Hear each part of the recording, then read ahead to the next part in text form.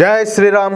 అందరికీ నమస్కారం. Welcome to news అఖండ. నేను మీ కస్తూరి శ్రీధర్. మిత్రులారా, యాపిల్ సంస్థ ఒక చారిత్రాత్మకమైనటువంటి నిర్ణయం తీసుకునింది.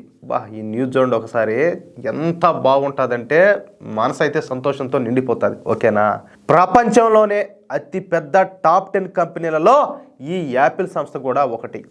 అంతేకాకుండా అత్యంత క్వాలిటీ ఉత్పత్తులను తయారు చేసే సంస్థలలో ఈ యాపిల్ కూడా ఒకటి అన్నమాట. ఈ యాపిల్ సంస్థను 1976లో స్థాపించినారు.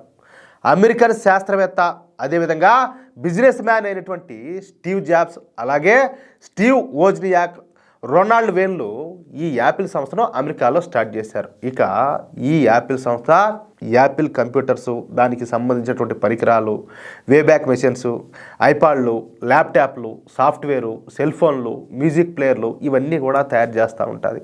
ఈ యాపిల్ సంస్థలో లక్షలాది మంది ఉద్యోగాలు చేస్తూ ఉంటారు. ధర ఎక్కువైనప్పటికీ కూడా ఈ యాపిల్ సంస్థ అత్యంత నాణ్యమైనటువంటి ఉత్పత్తులను తయారు చేస్తూ ఉంటుంది. ఒక చిన్న ఎగ్జాంపుల్ చెప్తాను మీకు. అంటే ఇది అందరూ తీసుకోవాలని కూడా కాదు, అంతేనా కాదు. ఇప్పుడు మనలాంటి మధ్యతరగతి వాళ్ళు ఇప్పుడు యాపిల్ ఫోన్ కొనాలంటే ఏడవుతుంది, పాసిబుల్ కాదు కదా. కానీ విషయం ఏంటంటే, ఇప్పుడు సపోజ్ నువ్వు ఒక 30 రూపాయలు 40 రూపాయలు పెట్టి ఎక్కడైనా ఒక టిఫిన్ చేయడానికి వెళ్తావు, కానీ అది నువ్వు నోట్లో కూడా పెట్టుకోలేవు. కొన్ని చోట్ల ఏమి కర్మరా, కావాలంటే 10 రూపాయలు ఎక్కువ తీసుకొని దీనికంటే ఇంకా క్వాలిటీగా మంచి టేస్టీతో పెట్టచ్చు కదా, డబ్బులు తీసుకొని కూడా ఎందుకు ఇలాంటి ఫుడ్ పెట్టడం అని చెప్పి అనిపిస్తుంది మనకు చాలా సందర్భాల్లో, చాలా చోట్ల. అదే వీళ్ళు ఏం చేస్తారు తెలిసిన, 10 రూపాయలు ఎక్కువే తీసుకొని మంచి నాణ్యమైనటువంటి ఉత్పత్తులు తయారు చేస్తూ ఉంటారు. అది ఇక్కడ విషయం. ఈ యాపిల్ సంస్థను 1976లో అమెరికాలో స్థాపించారని చెప్పుకున్నాం కదా. అయితే 1990స్లో ఈ యాపిల్ సంస్థ తమ ఉత్పత్తులను చైనాలో తయారు చేయడం ప్రారంభించింది. ఇక అప్పటి నుంచి ఈ యాపిల్ సంస్థ తమ ఉత్పత్తులలో 90% ఉత్పత్తులను చైనాలోనే తయారు చేయడం ప్రారంభించింది. చైనాలో తయారైనటువంటి ఈ ఉత్పత్తులను అమెరికా, అలాగే యూరోపియన్ యూనియన్ దేశాలతో సహా ప్రపంచం మొత్తానికి కూడా ఎగుమతులు చేస్తూ ఉండేది. దీనివలన చైనాకు ప్రతి సంవత్సరం లక్షల కోట్ల వరకు ఆదాయం అయితే సమకూరుతూ ఉండేదన్నమాట. అయితే 2020లో కరోనా వైరస్ విస్తరించిన సంగతి మీకు అందరికి కూడా తెలిసిందే.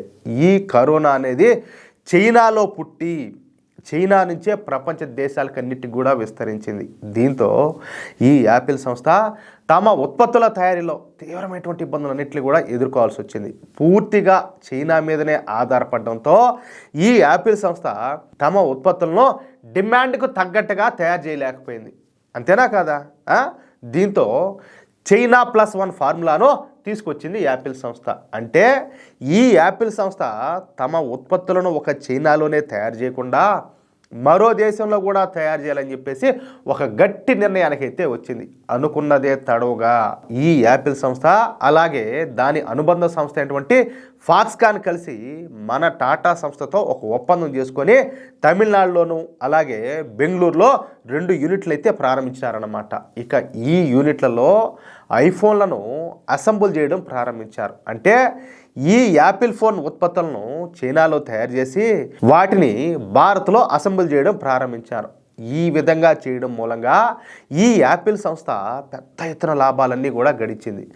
గత సంవత్సరం ఒక్క యాపిల్ సంస్థ మన దేశం నుంచి $17 బిలియన్ యాపిల్ ఫోన్లను ఎగుమతులు చేసింది. అంటే మన దేశ కరెన్సీలో 1.5 లక్షల కోట్ల రూపాయలు అన్నమాట.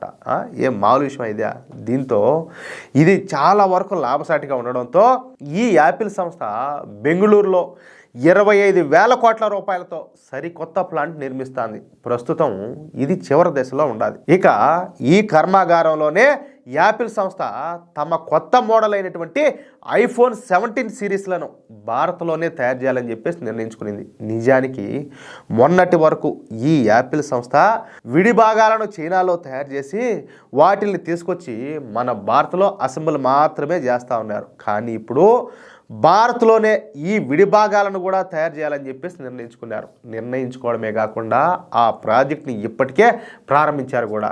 యాపిల్ సంస్థ తయారు చేస్తున్నటువంటి ఈ ఐఫోన్లలో ఐఫోన్ 17 అనేది చాలా వరకు విశిష్టమైందన్నమాట. అటువంటి విశిష్టమైనటువంటి ఐఫోన్ 17 సిరీస్లను మొత్తంగా యాపిల్ సంస్థ ఇప్పుడు భారత్లోనే తయారు చేస్తూ ఉండడం విశేషం. అయితే ఈ ఐఫోన్ 17 సిరీస్లోని మొదటి ఫోను సెప్టెంబర్లోనే విడుదల కానుండటం మరో విశేషం. అంటే ఇప్పుడు రేపు నెలలోనే. అంటే ఈ యాపిల్ సంస్థ నెమ్మదిగా తమ తయారీ యూనిట్లను చైనా నుంచి భారత్కి మార్చేస్తుందన్నమాట. ఇక్కడ మనమందరం ఒక విషయం గుర్తు తెచ్చుకోవాలా. ఇప్పుడు అమెరికా అధ్యక్షుడు ఈ డొనాల్డ్ ట్రంప్ కూడా ఈ యాపిల్ సంస్థను ఇక్కడ పెట్టుబడులు పెట్టొద్దు, మీరు కావాలంటే అమెరికాకి రండి, అమెరికాలో వచ్చి పెట్టుబడులు పెట్టండి, భారత్లో పన్నులు ఎక్కువ అది ఇదని చెప్పేసి చాలా వరకు వాళ్ళను ఇబ్బంది పెట్టాలని చెప్పి చూశాడు.